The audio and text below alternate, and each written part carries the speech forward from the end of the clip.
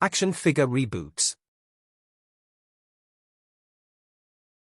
Sponsored by Pearson Art.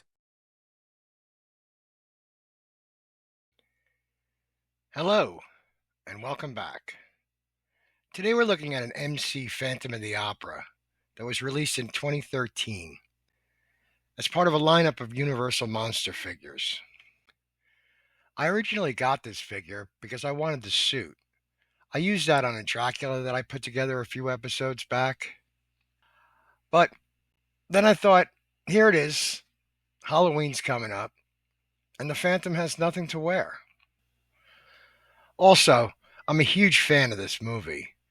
I saw it back in the, early mid 70s.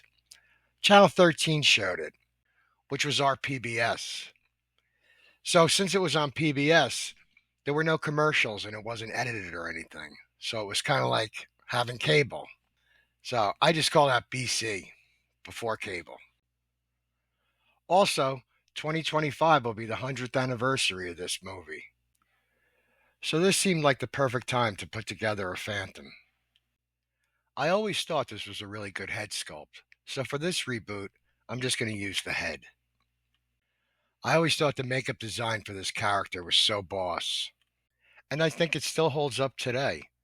The scene where he first gets his mask ripped off, to me, seeing it back then, when I was a kid, was probably just as powerful as people who saw it for the first time in 1925.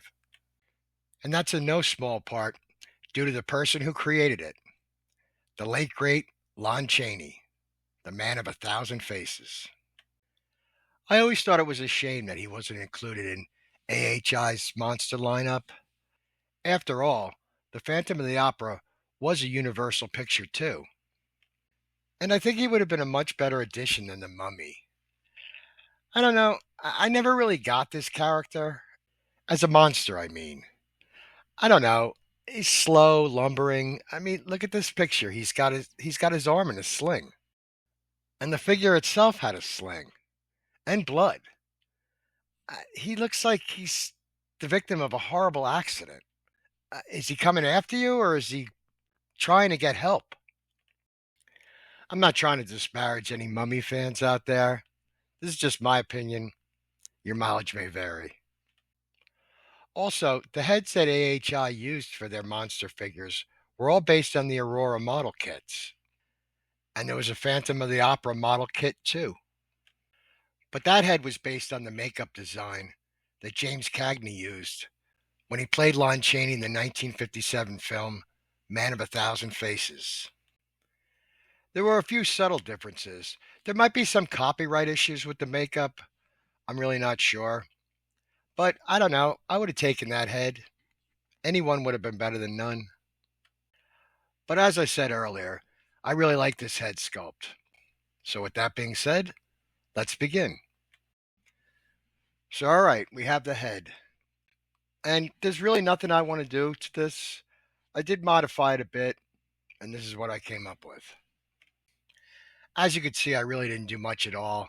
I just painted the hair a solid black because the hair had a bit of a wash in it. But as far as the face paint, I didn't touch any of it. I kept it just the way it was because that's just the way I like it. I think it really has an AHI vibe to it, so I want to keep that. So we have the head.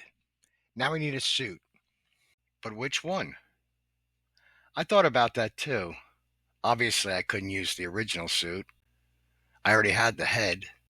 So I started looking around at different Phantoms, and then I came across this. This was a Phantom of the Opera that was produced by a company called Remco back in the early 80s. I vaguely remember these. I was in high school at the time. But when I came across this, I liked the idea of a printed suit. Not the jacket like they did, but just the suit. And there's only one suit that I could think of that would work perfect for this, and that would be this. This is the suit that Mego used for their Joker figure, but I think it could work for the Phantom too. It's not really that crazy. If you look at the suit that Lon Chaney wore, it actually does look like Joker's. The shirt, the tie, the vest, the jacket, it kind of does look like Joker's. I know the colors are different, and the pants are striped, but I want this to have kind of a 70s vibe. I don't need it to look screen accurate, not if it works.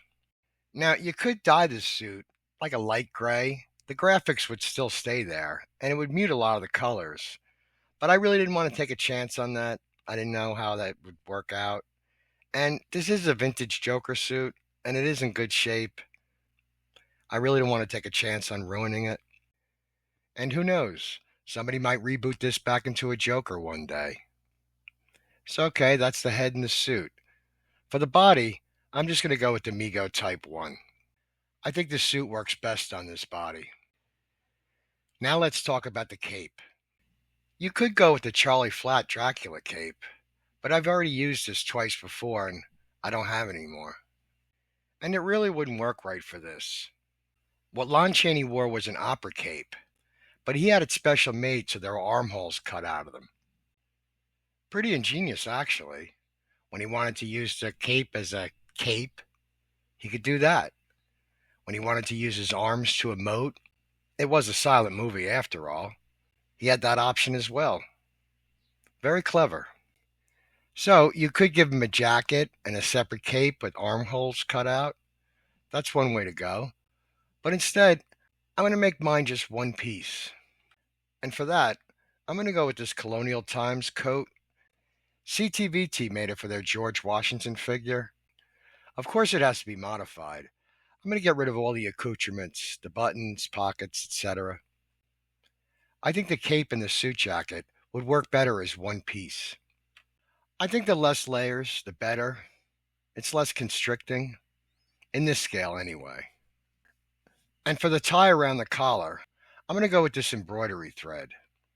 For the boots, I'm going to go with these. These are just CTVT reproductions. They were originally used on Fonzie, Dukes of Hazzard. I'll leave a link in the description to the store. For the gloves, and I know the Phantom of the Opera didn't wear gloves, I'm going to go with these black hands. Again, I know he didn't wear gloves, but he could have. Probably should have. I'm just going to go with these. Okay, we got all the parts. Let's put it together and see what we got. All right, I like this. I really wanted a 70s vibe, and I think I got my wish. I could totally see this being in the stores back in the day. I really like the way it came out, though. The suit, I think, really works. It's tight, so it makes him look a little bit more spindly. And you're getting rid of all those layers. The shirt, the vest, the jacket. You're getting rid of all that. And the boots, I think, make it look a little less jokery. I mean, as I said, I could totally see this in the store back in the day. Parents probably wouldn't have noticed that it was a Joker suit. I would have. And I would have laughed, but I still would have thought it was a good idea. I do like the way the coat looks. If I had to do it over, if I was making one myself, maybe I would just use the same material for the sleeves and the collar and make the coat part itself a different material. Maybe something shiny, just to differentiate it a little bit. But unless there was something out there like that was already made, I'm fine with this. I'm very happy. But what I'm really happy about is this head sculpt. I really like this. I think it looks great. It's really the topper on this figure. And that embroidery thread worked really well too, I think. So now the Phantom has something to wear for this Halloween. It's not Halloween yet where I am, but when this video drops, it will be. So I hope everybody has a very spooky and scary Halloween. So I guess that about wraps it up for this episode. If you enjoyed this video, hit the like button, subscribe, share, comment. I'd love to hear from you. And until next time, ladies and gentlemen, always remember and never forget, think outside the box.